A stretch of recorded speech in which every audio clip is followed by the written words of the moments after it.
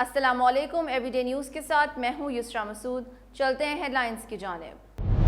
तहसील headquarter अस्पताल हासिलपुर में सफाई के नाकिस इंतजामात, वॉशरूम्स की टूटियां अरसे दराज से गायब। वॉशरूम्स में टूटियां ना होने की वजह से पानी का बहाव वाफिर मिकदार में जारी। अस्पताल इंतजामिया ने माल की चमक पर आंखें बंद कर लीं।